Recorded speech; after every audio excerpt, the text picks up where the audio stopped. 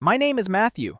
I'm in my mid-30s now, and for most of my adult life, I've been the kind of person people describe with safe words: dependable, calm, easy to work with. I live a fairly ordinary life on the surface: steady job, quiet routines, the kind of presence that doesn't demand attention.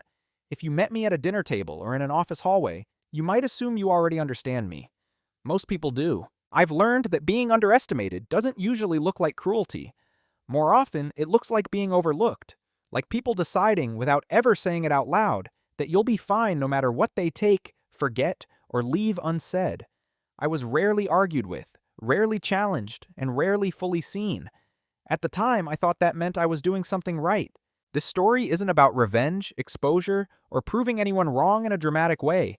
It's about understanding, about the slow realization that some of the confusion I carried for years didn't come from personal failure or emotional weakness, but from something missing, something that had always been missing, long before I had the language to describe it. There was a moment in my life when a single discovery quietly reorganized everything I thought I knew about my family, my role, and myself.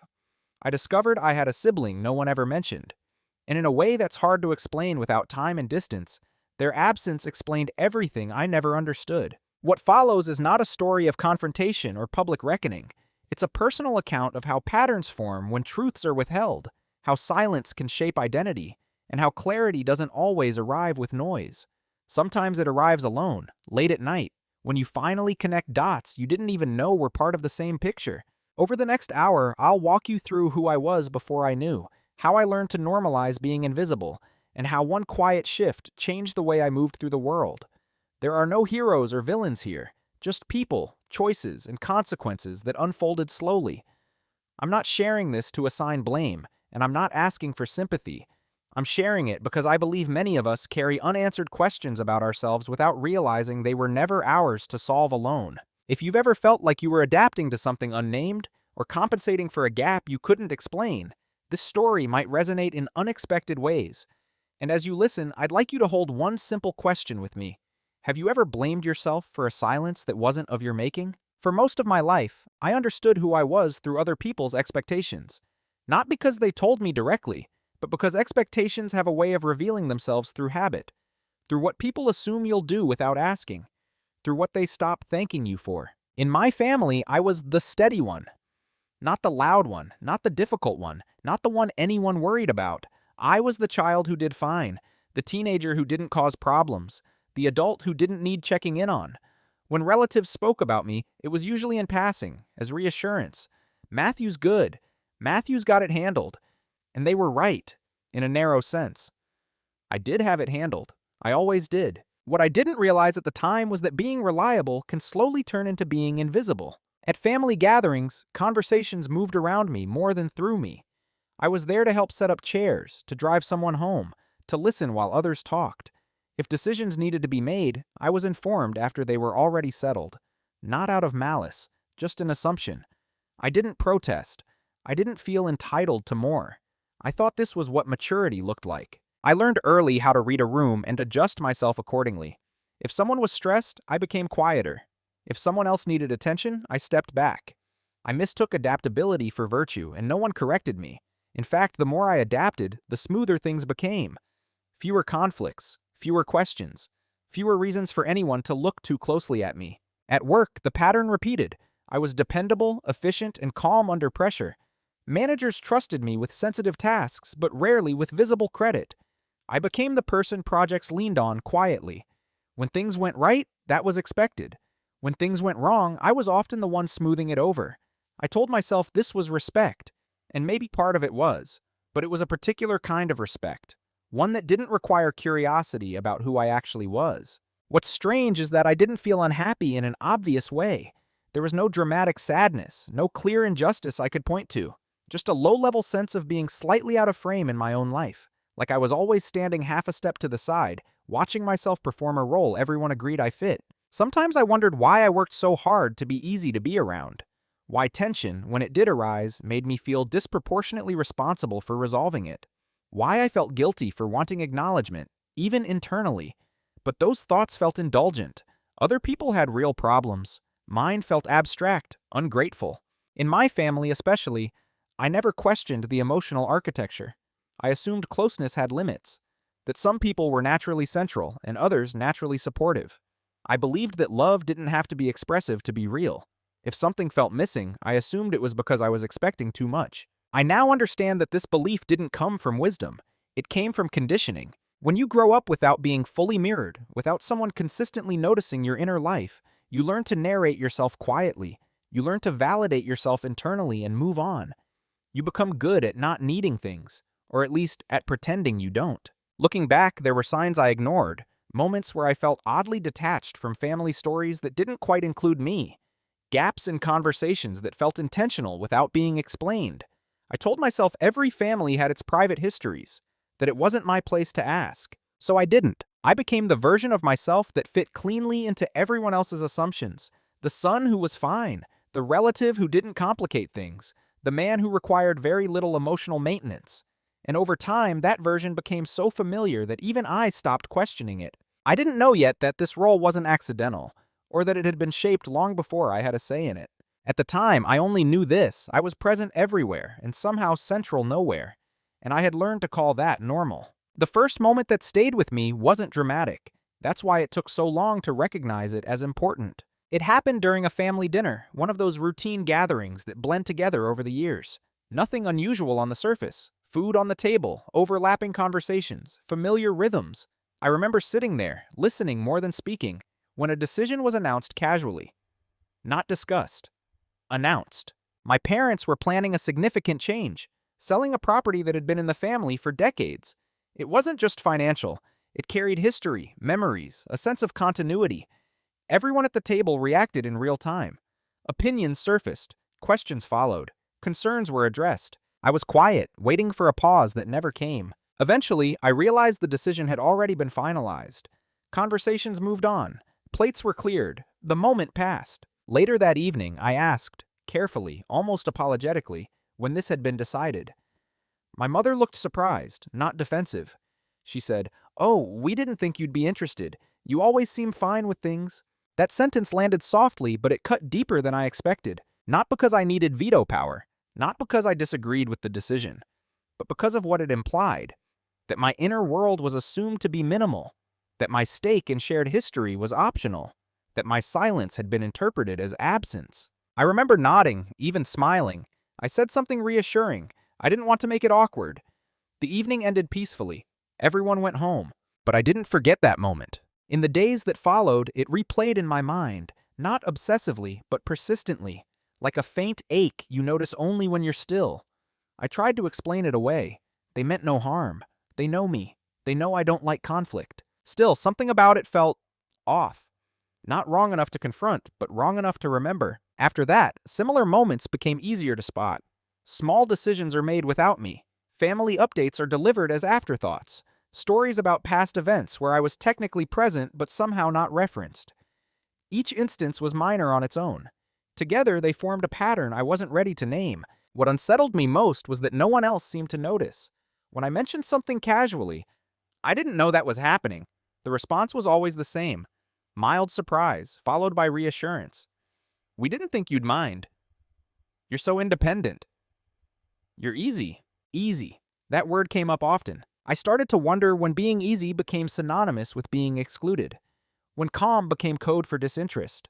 When reliability is translated into emotional invisibility. But I didn't push. I told myself I was overthinking. That adulthood meant letting go of the need to be consulted. Those families evolved. What I didn't admit was how much effort it took to keep rationalizing. Each time I swallowed the discomfort, I felt a little more detached. Not angry, just less anchored. I began to notice a reflex forming in me. When information was shared, I stopped reacting. When decisions were announced, I stopped asking questions. I adjusted my expectations downward without consciously deciding to. It felt like self-control, like maturity. In reality, it was a quiet retreat. The strange thing is that this retreat made me even more predictable to others. I became the person they could rely on not to react, not to complicate things, not to need context. And because of that, the pattern reinforced itself. No one was intentionally pushing me out. They were responding to the version of me I had slowly presented to them, a version shaped by years of staying composed and accommodating. At the time, I thought the discomfort would fade if I ignored it, that naming it would give it too much weight. So I did what I'd always done. I noted it internally and moved on. But once you recognize the first small cut, you can't unknowingly walk the same way again. Even if you don't confront it, part of you starts to track it, measure it, remember it. That night, lying awake in my apartment, I had a thought I'd never allowed myself before. What if this isn't a one-off? I didn't yet know how right I was. Once you notice a pattern, you have two choices: challenge it or adapt to it. I didn't feel entitled to challenge it, so I adapted. What made the process subtle was that nothing escalated. There were no arguments, no sharp words, no moments that demanded a response. Instead, there was a steady repetition of small exclusions, each one easy to excuse, especially if you were already inclined to excuse them. Plans were made without me and shared later as updates. Family conversations referenced past discussions I'd never been part of. Decisions about holidays, finances, and even health matters circulated around me, not through me. When I did learn about them, it was often framed as convenience. We didn't want to bother you. We know you're busy. You don't like drama. I nodded. I smiled. I said the right things. At some point, I stopped expecting inclusion at all. I adjusted my internal baseline so that anything beyond minimal information felt like a bonus rather than a right. This wasn't a conscious decision. It was an emotional economy. Expect less, feel less disappointed. I told myself this was emotional intelligence, that I was respecting boundaries, that closeness didn't require constant involvement. But underneath those explanations was something harder to admit. I was learning how to disappear without actually leaving. I began to preemptively remove myself. If a conversation felt like it was heading toward a decision, I stayed quiet. If someone asked for my opinion, I kept it measured, non-disruptive. I learned which topics earned engagement and which quietly ended conversations, and I avoided the latter. The more I did this, the more the dynamic solidified. People stopped checking in because I never seemed to need it. They stopped asking because I rarely volunteered. My absence from decision-making began to look natural, even appropriate. What I didn't see at the time was that I was participating in my own marginalization, not because I believed I deserved it, but because I believed it was easier for everyone else. There's a specific kind of loneliness that comes from being emotionally self-sufficient in a group that benefits from it. You're valued, but only for what you don't demand. Appreciated, but not deeply engaged with. It's a quiet loneliness, one that doesn't attract concern because it doesn't look like suffering. In my professional life, the same habit played out. I took on responsibility without visibility. I solved problems before they reached leadership. I absorbed stress so others wouldn't have to. When promotions were discussed, my name came up as reliable, solid, and a great support, rarely as central. Again, I told myself this was fine, that ambition wasn't my priority, that recognition was overrated. But the truth is, when you normalize being overlooked, you also normalize not being fully known. And over time, that erodes something fundamental. Not confidence, something quieter, a sense of rightful presence. I remember one specific moment that crystallized this for me. A family member mentioned an event from years earlier, laughing about how stressful it had been for everyone involved. I had been there. I had handled most of the logistics. Yet as the story was retold, I was absent from it entirely. No one corrected the omission, including me. That was the moment I realized how thoroughly I had trained myself not to take up narrative space. Not just physically or emotionally, but historically. I had become a background character in stories I helped carry. Still, I didn't confront anyone. Not because I was afraid, but because I couldn't articulate the problem without sounding petty. How do you explain that you feel erased by kindness? Are you hurt by being considered low maintenance? So I kept going. I kept being the version of myself that made things smooth. And in doing so, I slowly internalized a dangerous belief that needing recognition was a flaw, and that the highest form of maturity was silence. It wasn't until much later that I understood what was really happening. This wasn't about patience or humility. It was about conditioning. When a system rewards you for being quiet, you learn to equate quiet with safety. When speaking up has no visible benefit, you stop testing it.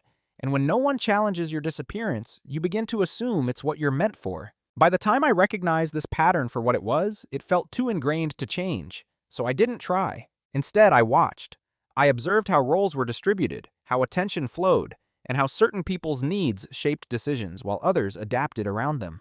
I told myself I was simply being perceptive. What I didn't know yet was that this observation would become something else entirely. Not resentment, not a strategy.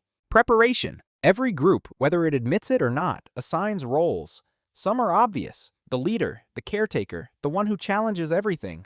Others are quieter, harder to name, but no less powerful. Mine was the stabilizer. I was the one people leaned on without thinking about the weight, the one who could be counted on to adapt, to absorb, to remain composed when things were uncertain. If something needed doing and no one volunteered, it somehow became mine. If emotions ran high, I was expected to stay level. If someone else needed support, I was already positioned to give it. What struck me later wasn't that this role existed, but how early it had been assigned, and how little room there was to step outside it. In my family, I wasn't seen as someone who needed guidance or protection. I was seen as someone who could handle things. That perception became self-reinforcing. The more capable I appeared, the less anyone thought to check in. The less they checked in, the more capable I had to be. I rarely asked for help, not because I didn't need it, but because the few times I did, the response felt slightly off, delayed, surprised, almost confused, as if I'd broken an unspoken agreement. I learned quickly not to repeat the experiment. Over time, I internalized the idea that my value came from how little friction I created. That contribution mattered more than presence. That being needed was preferable to being known. No one explicitly told me this. That's the thing. Roles like this don't require instruction. They're reinforced through repetition, through what gets acknowledged and what gets ignored. When I think back now, I can see how often I was praised for endurance rather than insight, for reliability rather than perspective. It was never cruel. It was almost affectionate. You're so strong. You don't let things get to you. We can always count on you. Those statements sound like compliments, and in many ways they are. But they also carry an implication that your inner life is secondary to your function. The role extended beyond family. Friends came to me when they needed grounding. Colleagues came to me when systems needed fixing. I became a repository for other people's uncertainty because I rarely displayed my own. And the truth is, I didn't know how to without destabilizing everything. When you've been positioned as the stable one, your instability feels like betrayal. So I stayed consistent. I became efficient at managing expectations, at delivering what was needed without asking for recalibration. I told myself that this was adulthood, that everyone carries something quietly, but there was a cost. The more I embodied this role, the more distant I felt from myself. Not in a dramatic way, just a subtle dissonance between who I was internally and who I was allowed to be externally.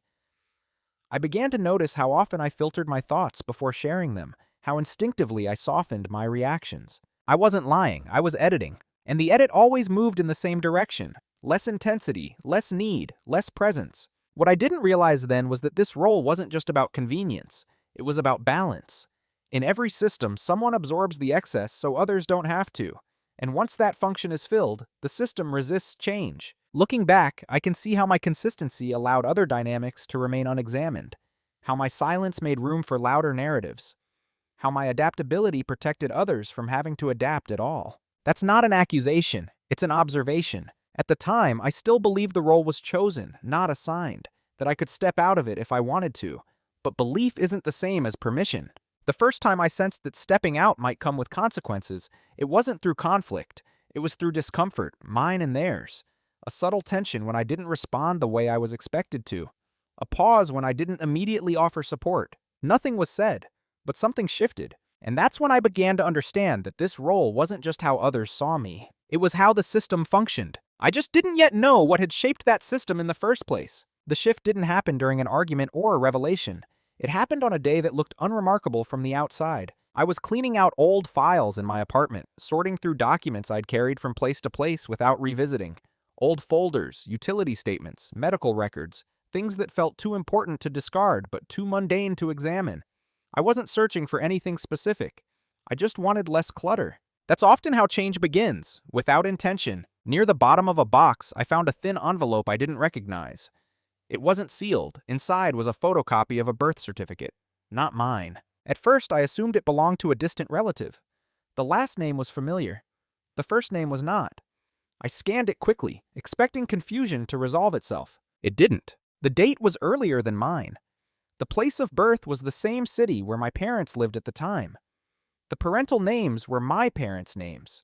I remember sitting down slowly, like my body needed time to catch up with what my eyes were processing. My first reaction wasn't shock. It was disbelief, quiet, almost clinical. I checked the details again, then again. I looked for alternate explanations. Adoption paperwork, a clerical error, something obvious that I was missing. There wasn't one. The document was incomplete, Clearly a copy, not an official file. But it was specific enough to be undeniable. A sibling. Older. Registered. Real. I didn't feel angry. Not yet. I felt disoriented. For a long time, I just sat there, the paper in my hands, noticing how calm everything felt around me. The hum of the refrigerator, the light through the window. Ordinary life continues without acknowledging the internal shift. What unsettled me most wasn't the existence of this sibling. It was the sudden recontextualization of my own life. Memories began to rearrange themselves. Conversations I'd never questioned took on new weight. Emotional absences that had felt abstract now had a shape. I wasn't just the easy child, I was the remaining one. That realization didn't land emotionally right away. It unfolded slowly, like a truth that needed space to breathe. I thought about how often my parents spoke about responsibility, about sacrifice, about moving on. I thought about how carefully certain years were glossed over. I also thought about my role. If there had been someone before me, someone who occupied emotional space, attention, concern, then my arrival would have been shaped by contrast, by loss, by absence. I didn't yet know the story. I didn't know what had happened to my sibling or why they were never mentioned. But I could feel the gravity of their absence in my own patterns, in how little I was expected to need, in how quickly I learned to stabilize rather than ask. I folded the paper carefully and placed it back in the envelope. I didn't call anyone. I didn't confront my parents. Not because I was afraid, but because I knew this moment wasn't about reaction. It was about understanding. Over the next few days, I moved through life differently, not visibly, internally.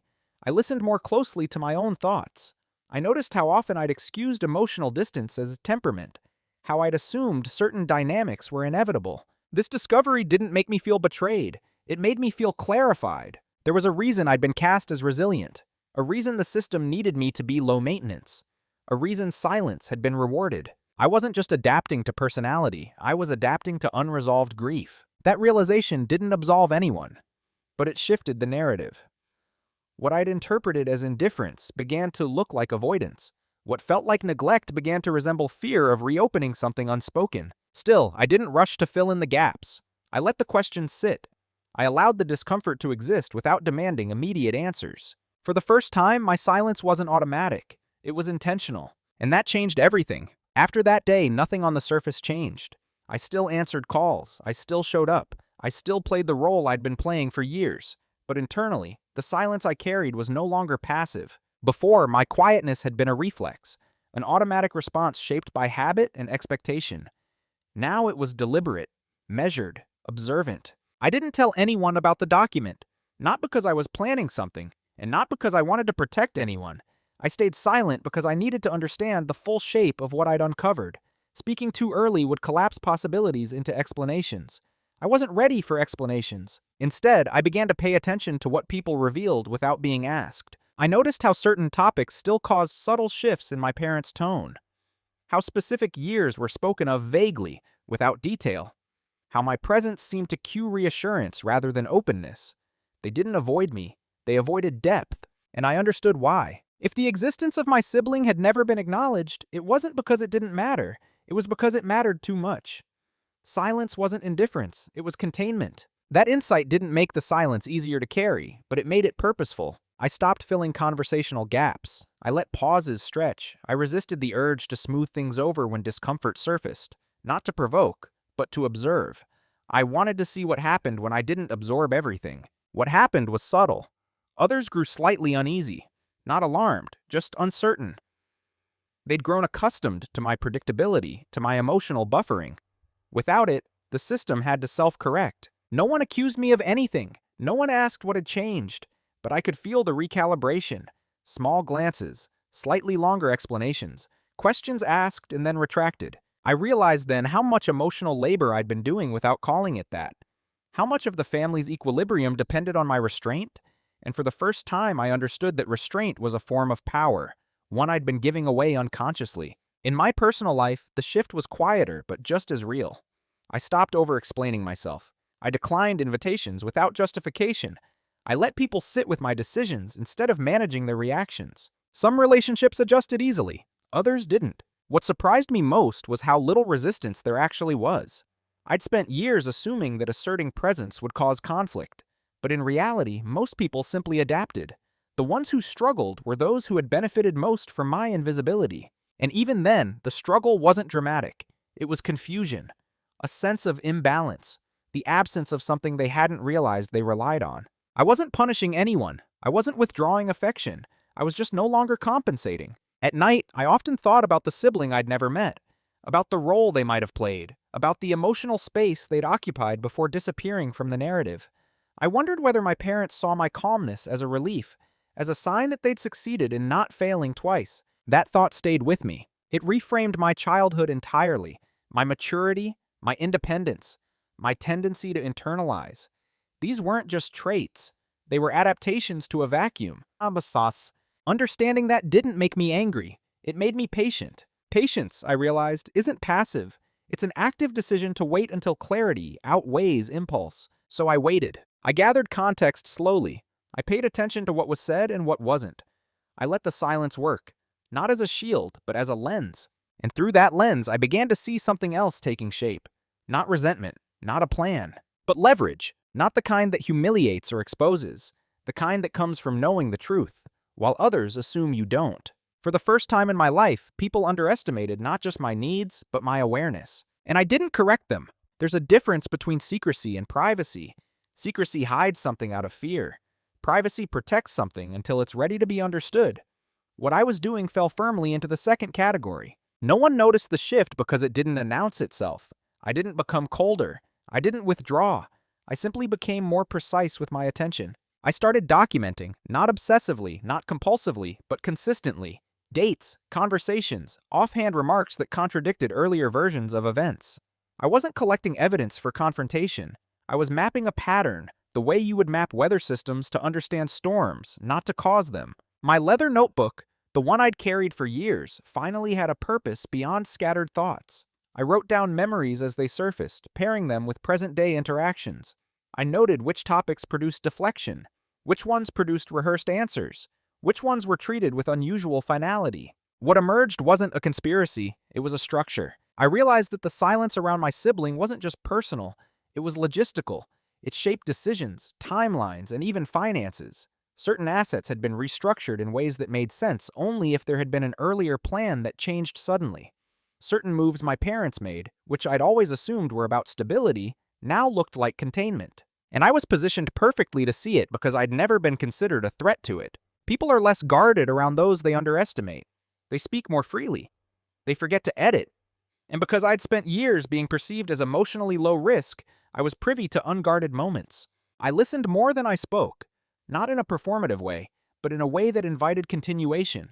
When people feel safe, they fill silence with truth. What struck me was how often I'd been present for conversations that almost reached the truth, then veered away.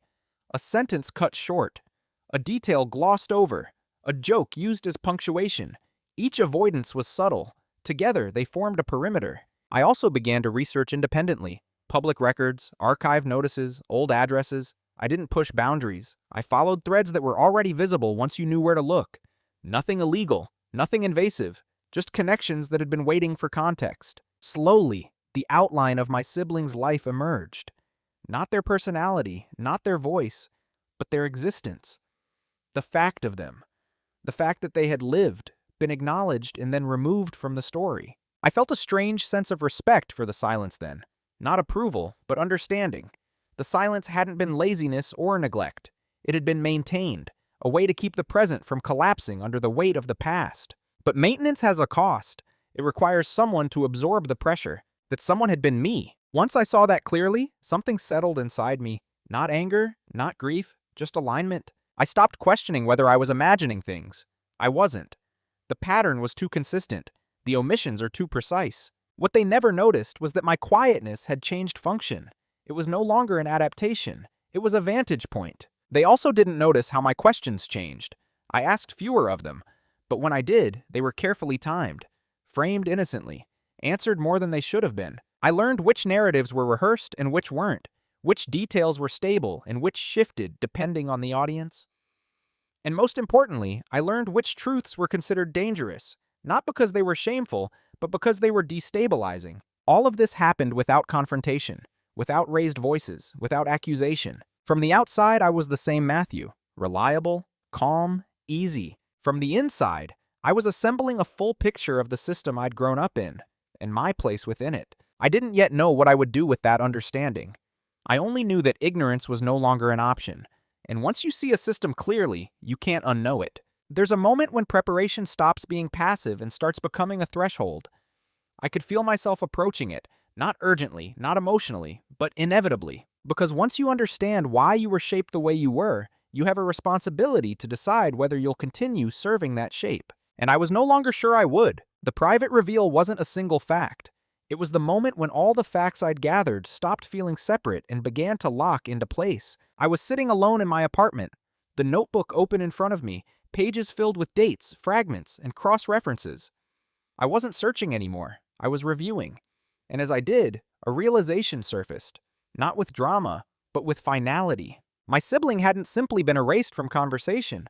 Their absence had been managed. That management extended beyond emotional silence. It shaped legal decisions, financial structures, and even the way responsibility was distributed within the family. What I saw wasn't wrongdoing in a criminal sense.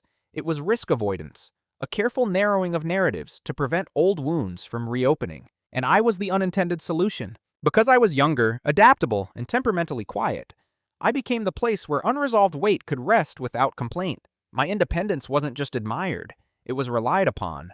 It allowed others to function without re-engaging with the grief they hadn't processed. Understanding this didn't make me feel manipulated. It made me feel positioned. There was a specific document that brought this clarity into focus, a legal filing related to an estate adjustment years earlier. I had access to it not because I was included intentionally, but because my role made my involvement administratively convenient. I'd reviewed it before without context. Now, with the context, its significance was unmistakable. It outlined contingencies, reassignments, safeguards. None of them mentioned my sibling by name, but their absence was the reason the document existed at all. That was the moment I understood my leverage, not in the sense of advantage over others, but in the sense of choice.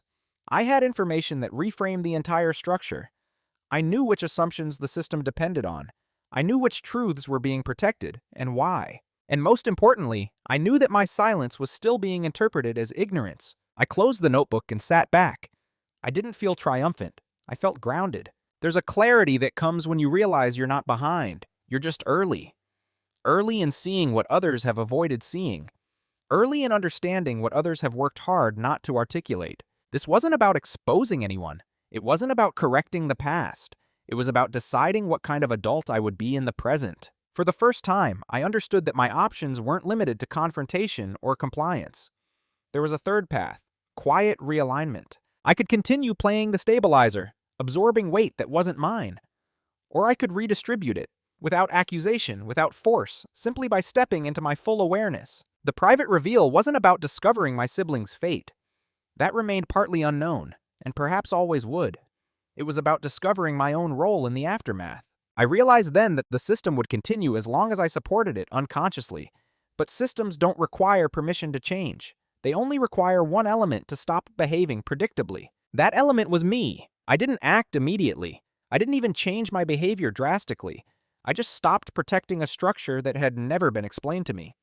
I stopped assuming responsibility for the balance that I hadn't agreed to maintain. And because everything had been built on the assumption of my compliance, even small shifts carried weight. I understood then why quiet dominance is so often misunderstood. It doesn't announce itself. It doesn't demand recognition. It simply moves differently and forces everything else to adjust. The reveal wasn't something I shared. It was something I integrated. And once integrated, it made one thing unavoidable. A decision was coming. Not one made in anger. Not one made for spectacle. One made for integrity. Once you see clearly, inaction becomes a decision of its own. I reached a point where continuing as I had would mean consciously maintaining a system that depended on my silence. Not because anyone asked me to, but because everyone assumed I would. The weight of that realization wasn't heavy. It was precise. It narrowed my options without drama. I gave myself time, not to hesitate, but to choose without reaction. There were several paths available to me, and I examined each one honestly. I could confront my parents directly, lay out everything I'd learned, and force the story into the open. That path promised emotional release, but it also promised chaos. Old grief reopened, defenses raised, explanations offered under pressure. Truth, perhaps, but distorted by urgency. I could do nothing. Continue playing the role that had been assigned, protecting the equilibrium, allowing the silence to persist. That path was familiar, comfortable in a way. It required the least disruption, but it also required me to remain divided from my own understanding. I could distance myself entirely, reduce contact, step back quietly and let the system adjust without me. That option offered peace, but it felt incomplete. Avoidance dressed up as boundaries. And then there was the path I hadn't considered before the private reveal, restructuring my involvement without explanation. Not disappearing, not confronting, just repositioning. I realized that much of my perceived role wasn't enforced. It was assumed. And assumptions are fragile. They don't need to be challenged to collapse. They just need to stop being reinforced. The irreversible choice wasn't about exposing the past. It was about changing the present in a way that couldn't be undone by reassurance or guilt. I decided to withdraw my emotional labor deliberately. That decision sounds small. It wasn't. Emotional labor is invisible by design. When you remove it, others don't immediately understand what's changed. They just feel the absence. And because they can't name it, they struggle to address it. I stopped being the first to respond, the first to accommodate, the first to smooth. I still showed up, but I showed up as myself, not as a buffer. I didn't announce this shift. I didn't justify it. I let it stand. At work, I did something similar. I stopped preemptively solving problems that weren't assigned to me. I documented instead of absorbing.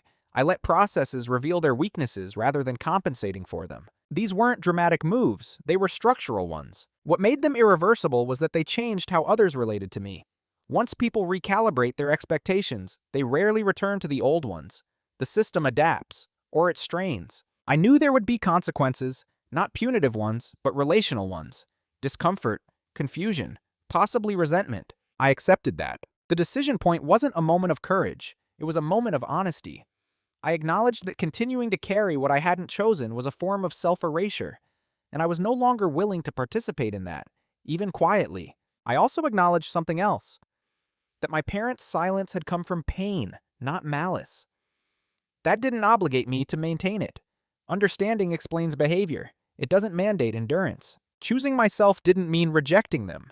It meant refusing to be the unspoken solution to an unspoken problem. Once I made that decision, everything else followed naturally. Not quickly, but inevitably. The system began to respond. Once the decision was made, I didn't feel urgency. I felt steadiness, the kind that comes when action aligns with understanding. Moving in silence doesn't mean secrecy. It means not performing a change for an audience. I didn't announce new boundaries or articulate grievances. I simply adjusted how I participated. The first changes were logistical. I reviewed responsibilities I'd taken on informally over the years. Family tasks that had become default, professional duties that had quietly expanded beyond my role. I began to formalize them. If something needed doing, it needed to be named. If it wasn't named, it wasn't mine. At work, this meant asking for clarity instead of offering solutions prematurely. It meant letting timelines stretch when they weren't realistic, rather than compressing myself to meet them. I documented decisions. I followed the process. None of this was confrontational. In fact, it was difficult for anyone to object to. I was still reliable, just no longer elastic. In my family, the shifts were more subtle. I stopped assuming I'd be available. I declined requests without over-explaining. I listened without immediately responding. I let questions hang. When conversations drifted toward decisions, I didn't insert myself unless invited. And when I was invited, I spoke plainly, without cushioning my perspective. The silence around my sibling remained intact. I didn't touch it. I didn't hint at it. That wasn't the leverage I was using. The leverage was my presence, reclaimed, undiluted. What no one noticed at first was how much effort they'd relied on me to contribute invisibly. When that effort disappeared, small things began to slip. Plans required more coordination. Emotions surfaced without a buffer. Decisions took longer. No one connected these changes to me. They couldn't. From their perspective, I was doing nothing differently.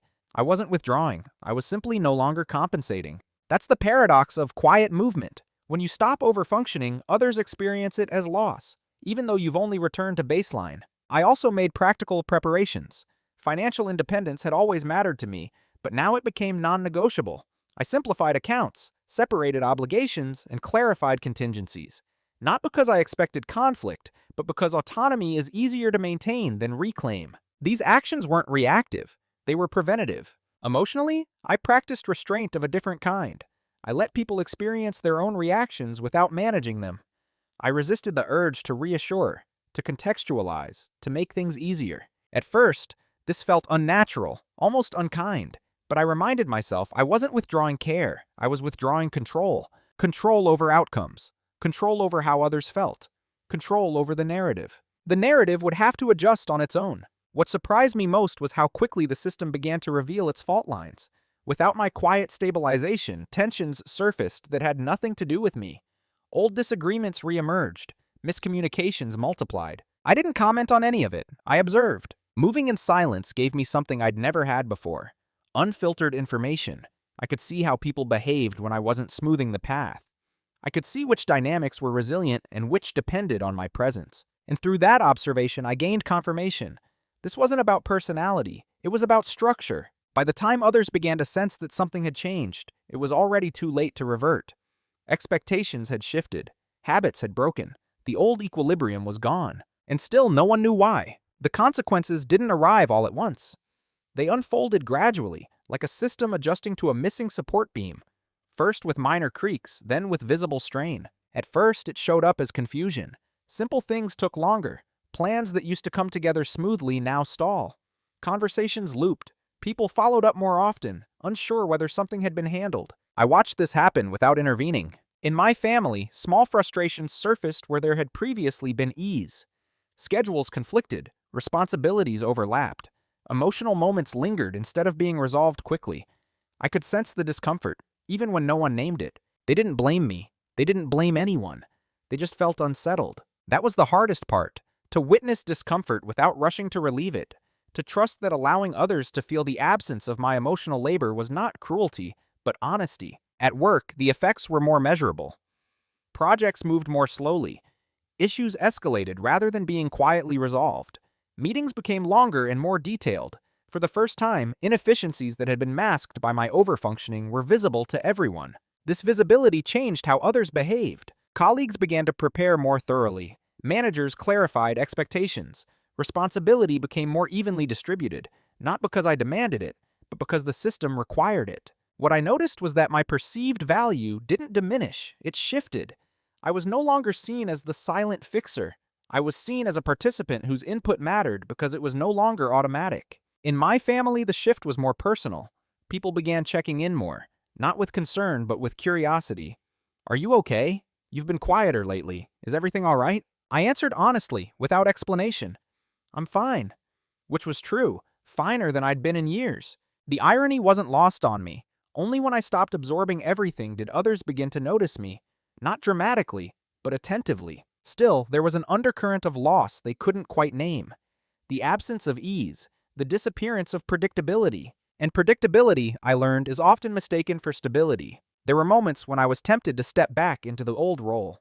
When tension felt unnecessary. When it would have been so simple to smooth things over and restore equilibrium. But I resisted, because the equilibrium they missed had depended on my self-suppression, and restoring it would mean undoing the progress I'd made, not outwardly, but internally. What changed most was how I felt in my own body.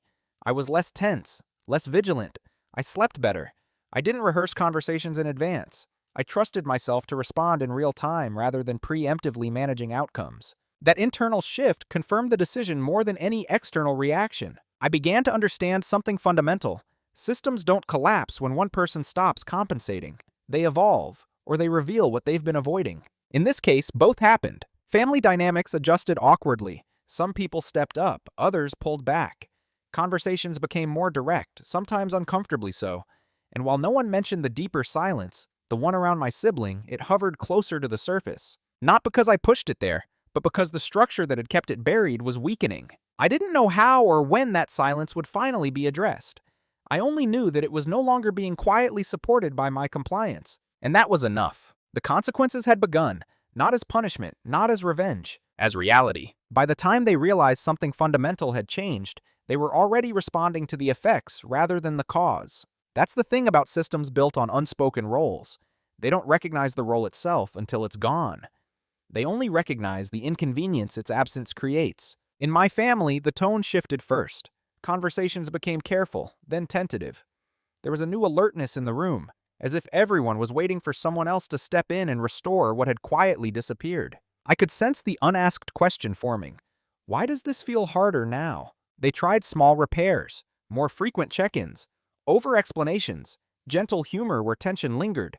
None of it quite worked, because none of it addressed the real change. The real change was that I was no longer compensating. At one point, a family member said half-jokingly, "You used to be the glue." The comment was meant to be affectionate. It landed like confirmation. Glue isn't meant to move. It's meant to hold everything else in place. I smiled, said nothing, and let the comment pass. There was no benefit in responding. Not anymore. Behind the scenes, I could feel a quiet panic beginning to surface. Not dramatic, not confrontational, just an increase in urgency. Plans were revisited. Old assumptions questioned. People began to ask each other things they used to assume I'd handle. What they were trying to fix wasn't me. It was the discomfort created by my absence from a role they'd never acknowledged assigning. And that's why it was already too late. Because even if I had stepped back into that role, it would no longer be unconscious. It would be a choice made under pressure, not a default state. And once a role becomes visible, it loses its power. At work, a similar realization unfolded. Leadership noticed inefficiencies they hadn't seen before. They asked questions. They restructured workflows. There were conversations about accountability, about sustainability. No one blamed me. In fact, I was thanked for my clarity and consistency. The system adapted because it had to. In my family, adaptation was slower, more emotional. There were moments of confusion that bordered on regret. But regret for what exactly no one could articulate. I think that's what made it so difficult for them. They sensed a loss but couldn't name it without confronting the silence underneath it. And that silence had been protecting something they weren't ready to face. I was. There was a brief window where things could have been smoothed over with reassurance. Where I could have said, "Nothing's wrong, I'm just tired," and returned to old habits. Where the discomfort could have been misattributed to stress or timing. But that window closed the moment I stopped managing their reactions. Fixing it would have required pretending I hadn't changed. And I couldn't do that. Not without fracturing myself again. The panic, when it came, wasn't loud. It was subtle. Increased contact. Invitations framed as concern. Questions that circled but never landed. I answered them calmly. Honestly. Without offering explanations that weren't asked for. And because no one directly addressed the real issue, my reclaimed presence, nothing could be resolved. That's the quiet cruelty of unspoken systems. They can't be repaired without being acknowledged. An acknowledgement would mean revisiting the past they'd worked so hard to contain. So they hovered at the edge of awareness, sensing that something essential had shifted, but unable to pull it back into place. It wasn't punishment. It wasn't even a consequence in the moral sense. It was simply too late to fix something that had never been openly built. The confrontation, when it finally came, didn't look like one. There were no raised voices, no emotional buildup, no moment anyone would describe as explosive. It happened on an ordinary afternoon, in a familiar room with the same calm tone we'd always used to talk around difficult things. My mother asked if we could talk. Just the two of us. I said yes. We sat at the kitchen table. The same one where decisions had once been announced without me. The familiarity wasn't lost on either of us. She didn't start with accusations or concern. She started with observation. "You've been different," she said. Not defensive, not critical, just careful. I nodded. I didn't rush to reassure her. She continued, choosing her words deliberately. "You don't step in the way you used to. You don't smooth things over. It feels like you're holding something back." That was the closest anyone had come to naming it. I took a moment before answering. Not to compose myself, but to decide how much truth was necessary. Then I said simply, "I'm not holding anything back. I'm just not carrying what isn't mine anymore." She absorbed that quietly. There was a pause. Not uncomfortable, just unprotected. Then she asked the question I knew had been forming for months. "Did we do something?" I met her eyes. "Not recently." That answer landed exactly where it needed to. It wasn't an accusation. It wasn't an absolution. It was an opening. She didn't push. She didn't deny. She nodded slowly, as if recognizing something she'd avoided naming. After a moment, she said, "We always thought you were okay." I didn't correct her. I reframed it. "I was okay," I said, "because I learned to be." That was the truth, stripped of heat. The conversation didn't turn toward my sibling, not directly, and I didn't force it there. This wasn't the moment for excavation. It was the moment for clarity. "I'm not upset," I continued, "and I'm not trying to change anyone. I just needed to stop being the solution to something I never understood." She listened, really listened, not with defensiveness, but with something closer to grief. I didn't know, she said quietly. I know, I replied. And I meant it. That was the confrontation. No demands, no confessions.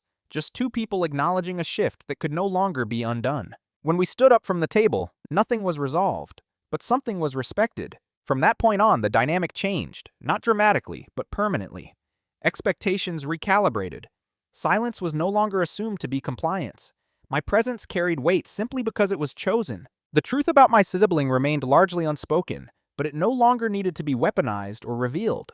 Its influence had already been neutralized, not by exposure, but by self-definition. Confrontation without heat doesn't burn bridges. It removes the illusion that they were holding everything together. And that was enough. I used to think identity was something you discovered, like a fact waiting to be uncovered. Now I understand it's something you occupy, a space you either step into or leave vacant. Who I am now isn't a dramatic departure from who I was. It's a refinement, a narrowing toward truth. I'm still calm, still observant, still capable of holding complexity without rushing to simplify it. But I no longer confuse restraint with obligation. My silence, when I choose it, serves me, not a system that depends on my erasure. The biggest change isn't how others see me, it's how I experience myself. I no longer feel that low-level dissonance, that sense of standing just outside my own life. I speak when I have something to say, not when I feel responsible for balance. I listen without preparing to intervene. I allow situations to unfold without assuming they require my correction. This has made some relationships deeper. Others are more distant. I've learned that closeness built on self-suppression isn't closeness, it's proximity. I often think about my sibling, not with longing or resentment, but with acknowledgement. Their absence shaped me, even though I never knew them. In a way, honoring that truth has allowed me to stop carrying it alone. I don't need the full story to live differently. I don't need apologies to justify boundaries. I don't need validation to trust my own experience. What I needed was permission to redefine my role, and I gave that permission to myself. There's a quiet confidence that comes from no longer needing to be misunderstood in order to belong, from realizing that being easy isn't a virtue if it costs you visibility, from understanding that stability doesn't have to come from sacrifice. I still show up, I still care, but I do so with intention rather than reflex. And perhaps most importantly, I no longer mistake being needed for being valued. That shift has rippled outward in ways I didn't anticipate. People respond to me differently, not because I demand it, but because I'm no longer cushioning their expectations. They meet me where I stand, or they don't. Either way, I remain intact. Who I am now is someone who understands that quiet dominance isn't about control. It's about self-possession. It's about knowing what you will and won't carry. About letting silence be a choice, not a default. About allowing truth to exist without insisting it be acknowledged publicly. I didn't lose my place by stepping out of a role. I found it. For a long time, I believed that maturity meant endurance. That being strong meant being quiet. That love, especially in families, was something you proved by how little you asked for. I don't believe that anymore. What I've learned is this. Silence has many meanings. Sometimes it's peace. Sometimes it's fear. And sometimes it's a role handed to you before you're old enough to refuse it. Discovering that I had a sibling no one ever mentioned didn't shatter my world. It clarified it. Their absence didn't just explain a missing person. It explained a missing context. It explained why I learned to be low maintenance so early. Why was I praised for resilience instead of curiosity? Why stability in my family always seemed to come at the cost of emotional depth? But clarity doesn't require exposure. I didn't need to force the truth into the open to reclaim myself. I didn't need apologies or admissions. What I needed was to stop organizing my life around a silence I didn't create. That's the moral I want to leave you with. You are not obligated to carry what was never explained to you. You are not required to remain small to keep others comfortable. And you don't need permission to step out of a role that costs you your presence. Quiet dominance isn't about winning. It's about withdrawing consent, calmly, cleanly, without spectacle. It's about letting systems adjust when you stop compensating for their flaws. It's about choosing integrity over invisibility. There are people listening to this who were labeled the easy one, the strong one, the one who doesn't need much. And maybe you've worn that identity with pride. Maybe it kept things peaceful.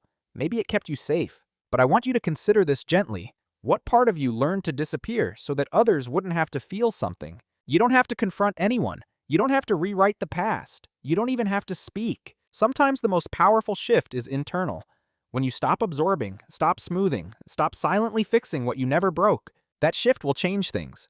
Not all at once, not loudly, but permanently. If this story resonated with you, if you've ever sensed that something missing in your life wasn't a personal flaw but an unspoken truth, I'd really like to hear from you. Have you ever realized that a silence in your family, your work, or your relationships shaped you more than anything that was ever said? Share your thoughts in the comments.